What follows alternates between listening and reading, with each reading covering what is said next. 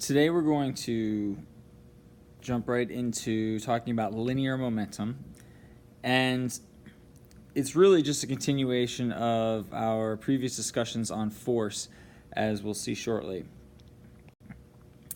Momentum is simply the amount of force that a moving object could transfer in a given time in a collision.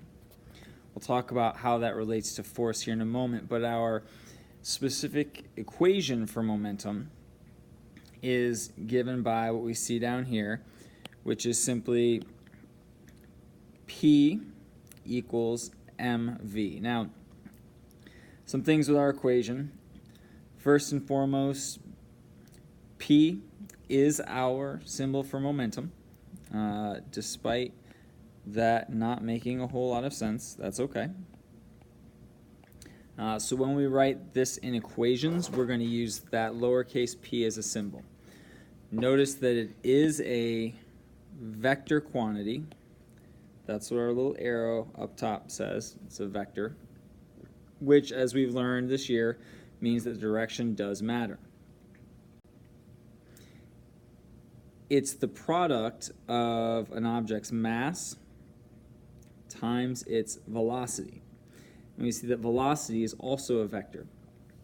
And I think we've mentioned it at times through this year, but a scalar times a vector gives us a vector.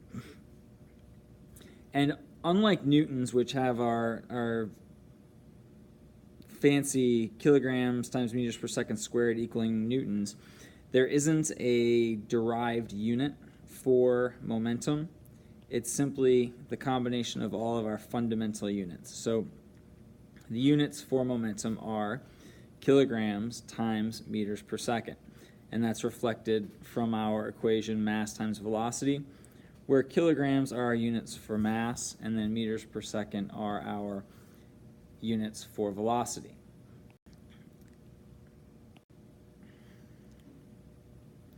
This value, this quantity of momentum, it's inertia in motion, and it's a quantity, it's a measurement that is transferred anytime we have a collision. So anytime we have a problem that involves two things running into each other, whether it's a ball running into the earth, whether it's two people colliding, whether it's a car crashing into another car, even into explosions where we have a single object breaking up into multiple pieces and spreading it out into all directions. These are all examples of momentum problems. And being able to describe and explain systems in terms of the momentum involved actually a lot of times makes solving for different variables in those situations a lot easier. Now, this idea of momentum was actually how Newton first described force.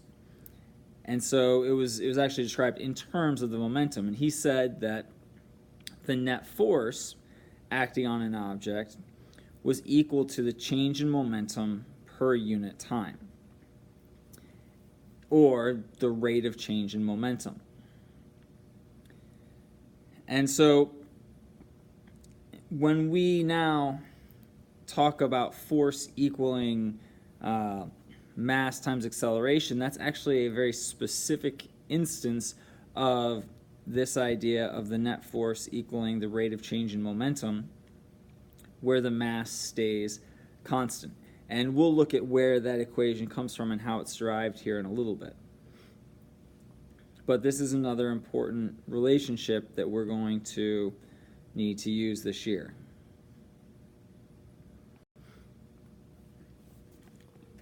Momentum, like energy, as we'll see later, and some other quantities in nature, is a conserved quantity.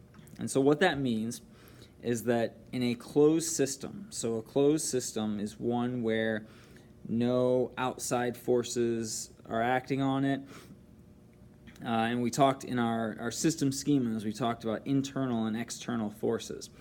So in a closed system, there are no external forces, and a lot of this depends on what we define as our system. Because if we're looking at a system where there are outside forces, we can make it a closed system by simply expanding the definition of our system. Or if we want to consider some of the forces as outside forces, we can shrink what we consider to be our system so that we're only looking at individual objects. Regardless, unless there's an outside force, so again, in the absence of an outside force, the total momentum of a system is conserved. Now this means that the total momentum of all of our individual objects before and after is going to be the same. Not necessarily for each individual object, but all of those momenta added together as a whole. Now in our collisions, and we'll come back to this idea of conservation of momentum here in a minute and look at it mathematically, but first let's talk about our two specific types of collisions that we can have. The first is what we call elastic. And if you think about that term elastic, you probably think like bouncy balls or stretching or something like that. And our elastic collisions are ones where there's bouncing, where two objects come in contact, exert forces on each other, and then bounce off or separate. Some good examples of this would be like a golf club hitting a golf ball. Pool balls, if you've ever played pool. Pool balls, when you hit the cue ball and it hits all of the other balls and they go scattering in all directions, that's a great example of elastic collisions. And actually, at a smaller level, gas molecules flying around and interacting with each other, those represent elastic collisions as well. So then the other kind is our inelastic collisions, and this is where they don't bounce off. This is where either before or after the collision, the objects are all a single system or a single object. So it could be two cars crashing together and sticking together, their bumpers get stuck together. Or a great example that you've seen in a lot of physics textbooks is a train car running into another train car and their latches connecting. Throwing a clay ball at something and it's sticking. And then the other side of that would be when objects start as a single object or a single system, and then after the so-called collision, they become multiple objects.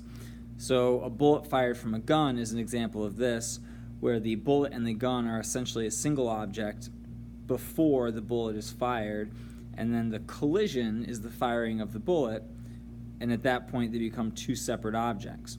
Or something exploding. Anytime something explodes and you have multiple pieces flying apart in different directions, that's another example of an inelastic collision from a conservation of momentum standpoint. Obviously, it's not two things colliding, but we treat it as an inelastic collision when we talk about it in terms of momentum. So, anytime we have a closed system where we identify the momentum being conserved before and after our collision, we can say then that the before and after are the same, which is what we're saying here. But the before and after what? Well, the before and after momentum. So all this kind of fancy looking math means is that the sum of all the initial momenta, which is this piece here, and we mentioned it, but this capital sigma means sum of, right? So the sum of all the initial momenta. So P is our symbol for momentum. The subscript I means initial. So this is our initial momenta. And we say that in the plural because it could be 1, 2, 3, 4, 5, 6, or 100 different objects.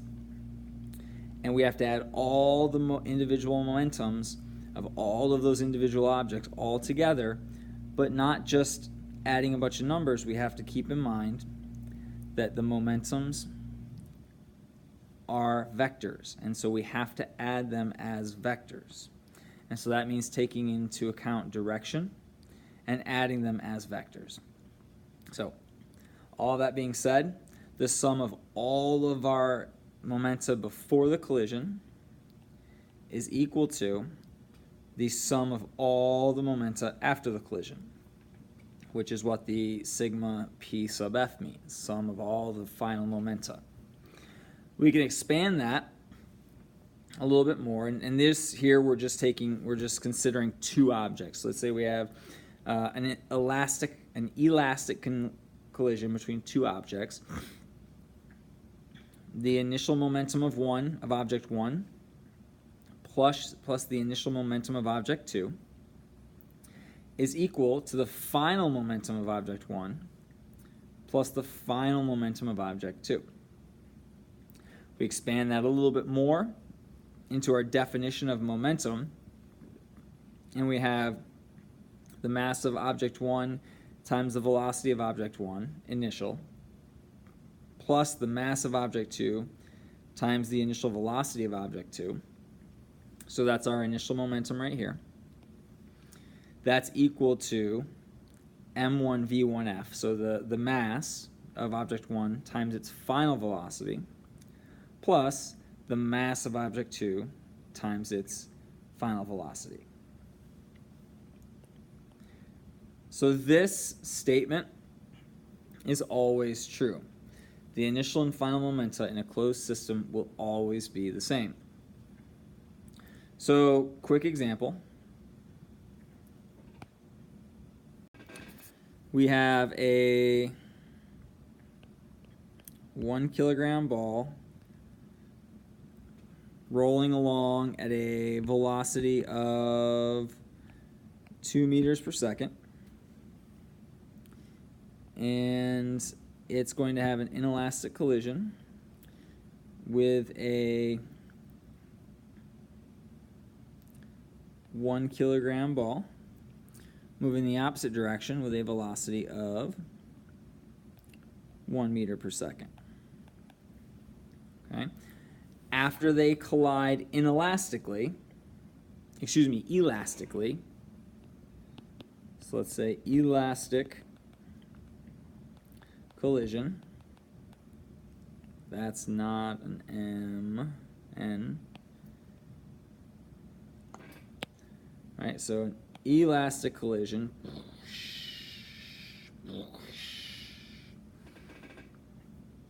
they bounce off of each other,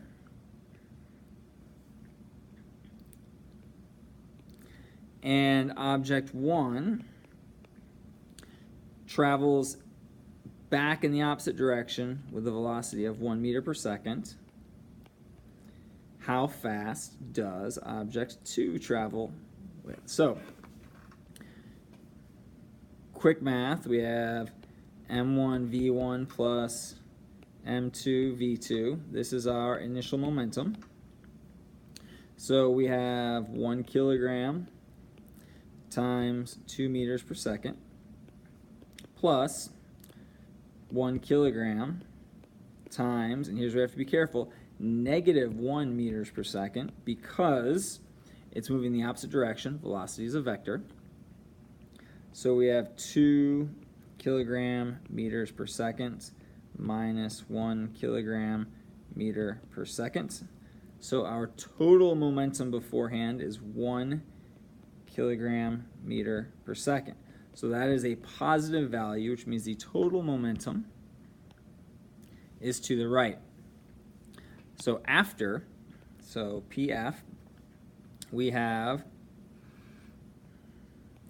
m1 v1f plus m2 v2f. So we have 1 kilogram times negative 1 meters per second plus 1 kilogram times v2. So we're trying to solve for v2. So we see that this is negative 1 kilogram meters per second. So in order for our momentum to remain 1 kilogram meter per second to the right, this velocity here has to be 2 meters per second, so that the total momentum of ball 2 is 2 kilogram meters per second, and we get a total momentum to the right of 1 kilogram meter per second. Momentum is conserved and everybody's happy. Now, this idea of conservation of momentum is for a system. Okay, and it's important to distinguish between a system and an object. So momentum is conserved in a system, in a closed system. In a closed system, but not necessarily for every object. But not necessarily for each object. So objects, they can have changes in momentum, and hopefully that's obvious, because if the velocity is changing, the momentum is changing, and we know that objects can have a change in their velocity.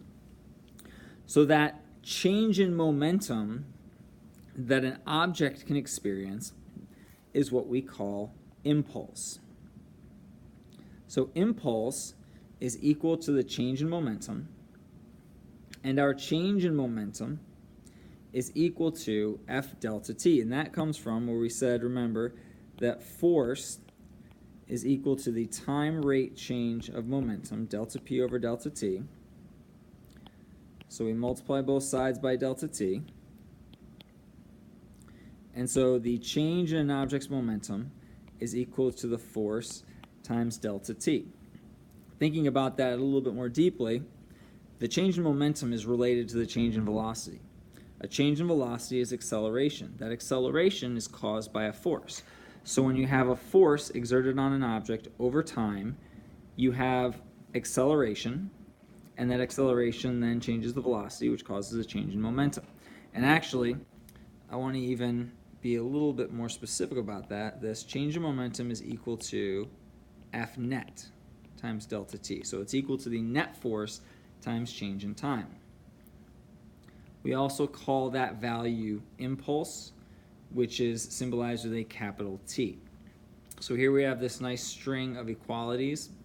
The impulse is equal to F delta t, which is equal to delta p, or change in momentum, which is equal to final momentum minus initial momentum. And this is, again, for individual objects. If we look at our units for impulse, force times time gives us units of Newton seconds. Well, newtons, as we know, is kilograms times meters per second squared. We're multiplying that by seconds.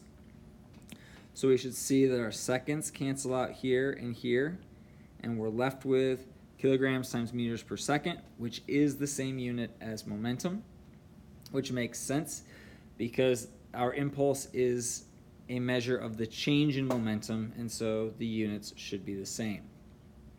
Typically, the convention is to use Newton seconds when we're talking about impulse, and kilograms times meters per second when we're talking about momentum, but the two are essentially interchangeable.